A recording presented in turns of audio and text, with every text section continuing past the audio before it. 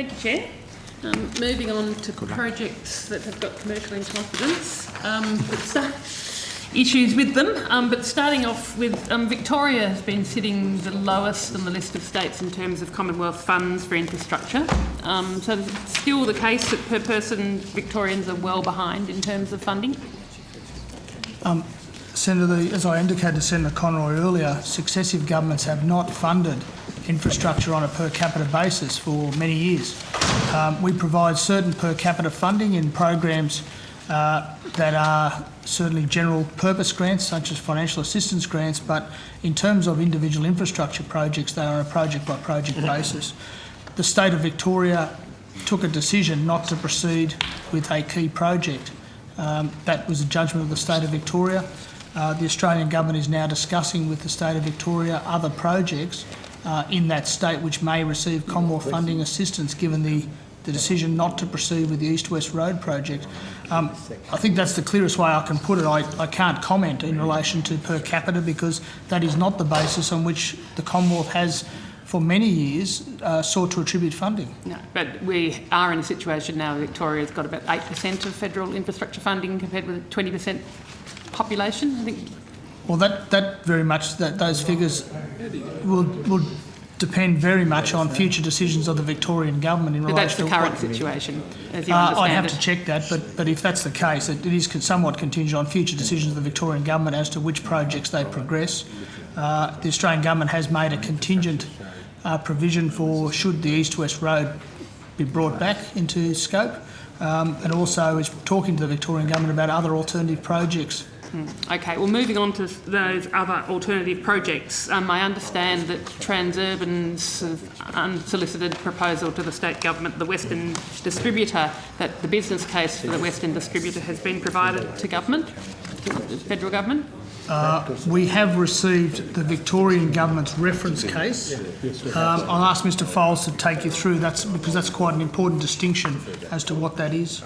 So the Victorian government has provided the Australian government with its business case, which is a reference document and assumes delivery by an independent authority. It is not the Transurban market-led proposal. As a result of having developed that business case and taking into account the Transurban proposal and working through that, they're now at stage 4 of a 5-stage process. So could you go through those? So it's a Victorian government 5-stage process, yes, or a federal government? It's a Victorian 5-stage process. Stage 4, I don't have the 5 stages written down, but I can get them for you easily. The stage 4 is direct negotiations with the market-led proponent, which means direct negotiations, exclusive negotiations with Transurban. And then stage 5 will be a decision by the Victorian government as to whether to accept it and go ahead. Okay. And given that the federal government's been given that reference case, what's your process for going through in assessing it? And so we have also gone through that, and well, we continue to go through that reference case to assess the impact and the project as a whole, as we would with any other project. Well, could you step me through what your process of deciding whether to support that case is going to be? The process begins, as it does with all projects, with the information that's provided and then understanding the scope, understanding the timeframes, and in the case of the Western Distributor, understanding the funding and financing that is set out in the reference business case. And then working through that, the various options and permutations that might be available and are at the disposal of governments should they wish to take it further. And does your assessment as to whether to support that project with federal funding depend upon going through an Infrastructure Australia assessment as well? Infrastructure Australia will assess that project, but they're on later on today, so you could explore that. But a decision on whether to fund the project will have to be contingent upon a completion of the Infrastructure Australia assessment? The Australian government's position is that for investments of over $100 million of Australian government funding, projects need to have been assessed by Infrastructure Australia. And what's your understanding, what do you expect the timeline for that process to finish that federal process is going to be then? How long is a piece of string, Senator? But I think that we would be looking at trying to nail that in this calendar year. Okay, so when do you expect to have the Infrastructure Australia assessment? You'll have to ask Infrastructure Australia. Okay, I will be asking them. I don't have the answer to that. Are you done? No, I've got quite a few Senator, more, we thank were you. only provided with a reference business No, that case. was on the corporate. This is infrastructure investment. I've got probably 20 minutes here. Well, you won't get 20 minutes, but keep going. Senator, we were only provided with a reference business case at the end of November. Yeah. So this will take some time, given the complexity of the issues to work through. Okay, and is it, so your processes to work through, how much influence are they, or how different are they, given that this was an unsolicited market-led proposal initially? I understand that you're saying it's now a Victorian government reference case, but is it a different process that you'll go through in terms of looking at the finances? Well, we are looking at the Victorian government reference case. I mean, that's the one to which we'll focus on, because that has essentially made some adjustments to what was as I understand it, the unsolicited bid, because it does contain elements such as widening of the Monash Freeway, enhancements of access in and out of the port and the like. So our focus is on the Victorian government reference case. That's where our focus is. Okay. So has the government been provided with the full business case, including all the appendices? We've been provided with the Victorian reference case. There is still further work going on, as Mr Fold's indicated. There are additional stages to the Victorian assessment which will need to be completed. So no, we don't have the completed piece of Victorian work. And then there will be another one with if the bid, if Transurban's bid is successful, then that would be the final one that would be taken to market, and that would also require assessment to see whether it's different. So we've got three things that we're assessing then. No, Senator, it depends. We're doing the business case now, the reference business case, which doesn't assume Transurban. It doesn't assume that it's Transurban doing the work. And is that the same business case that the Victorian government have released publicly? The redacted version that they have released publicly, yes it is. So you have got the full version, the non-redacted version with all the appendices? Yes. Yeah. Okay. And have you seen what was reported in The Age today? I think it was that there were independent assessments of the business case undertaken by infrastructure experts. Tony Canavan and Kerry. I've seen the article. I can't. I'd have to take on notice any. So you don't know whether you've been given those independent assessments? I've only just read the article this morning, so I'm. Would you be able to like get back to me sometime today as to whether you have seen those independent assessments? Well, I can try. That would be appreciated, because obviously it's critical information that the public, it's considered, the public aren't being given the opportunity to look at. What's your understanding, I mean, given that you've got the Victorian government reference case, which must have some information about how it's proposed to be funded, what's your understanding of the proposed funding arrangements for the project? There are a number of options that are being worked through, and no decisions have been reached in a particular sense, but there would be a tolling regime applied, and there would be a government grant, and that the permutation of that is being worked through, and how that would be exactly funded and financed. But they're the sorts of things. There will be, if it goes ahead, there will be a public-private partnership and a tolling regime, and there will be an element of government grant. Has there been a specific request to the federal government for a contribution towards the project?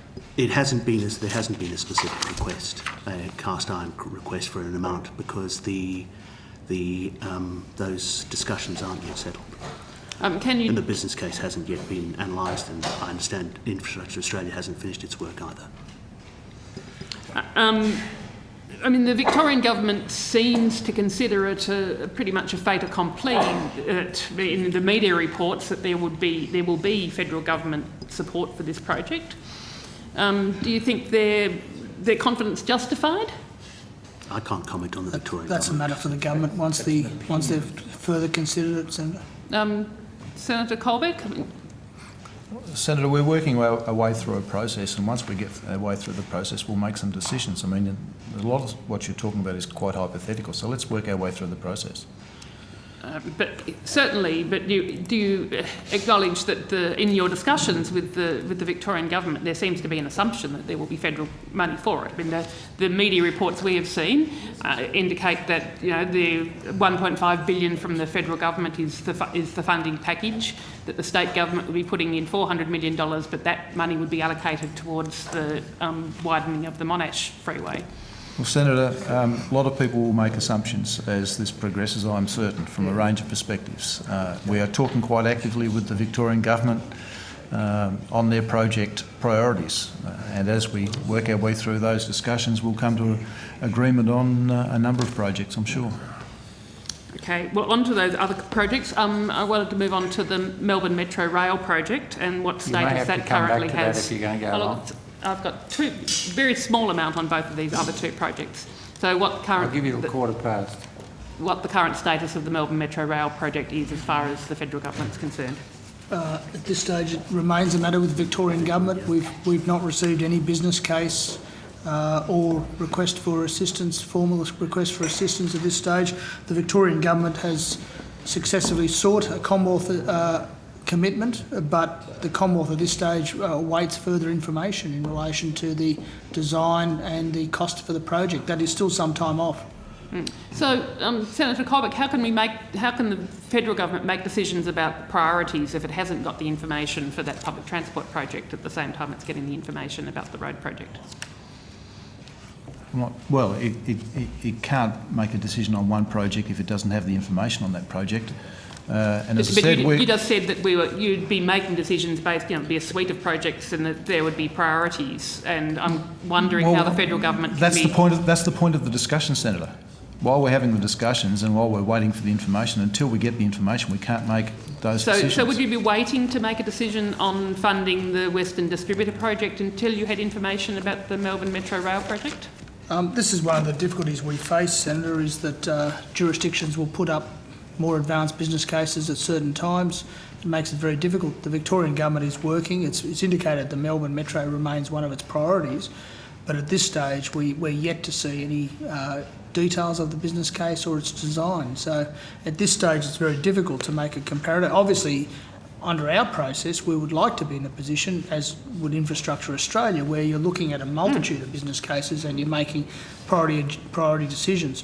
The timing of the bring forward of some of these business plans means that that's often difficult. So you would prefer to have these projects together, but do you feel that you would need to wait until you had the Melbourne Metro business case before you made a decision on the Western Distributor, that's funding of the Western Distributor? That's something which is going to be a judgment that government will have to make if it decides to support the Western Distributor.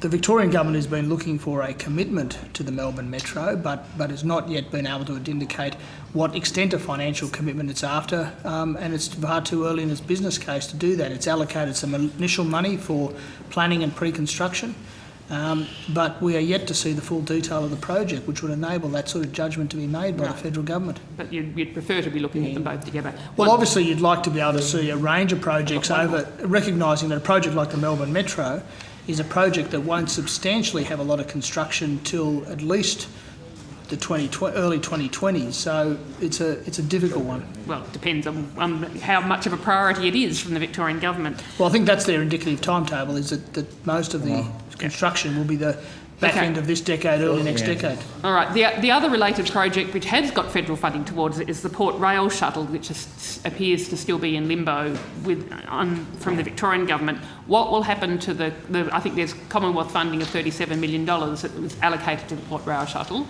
What's the timeline? Is that money at risk of expiring if it's not being spent by the Victorian government? It's not at risk at this stage. It remains in the program. We have been talking to the Victorian government and also to a number of the intermodal terminal operators. We believe that is a very important project. Unfortunately, the Victorian government has decided to await the completion of its process of the long-term lease of the Port of Melbourne. My understanding is that bidders for the port have been asked to include plans for rail upgrades and connections to the port as part of their future investment strategies, were they to be the successful purchaser of the lease. Unfortunately, what that's meant is we've been unable to have a detailed discussion and settle a time frame for the investment of the Commonwealth money which is committed to the intermodal terminals and the rail upgrades. I'll just check with my colleague Mr Wood, who may wish to add some further detail to that. Richard Wood, General Manager, Rail and Intermodal. I think Mr Murdoch's actually covered the issue entirely. Thank you very much. So at this stage, the money's in limbo. There's no expiry date on it. It's in the program. It's in the 5-year program, and we await advice from Victoria.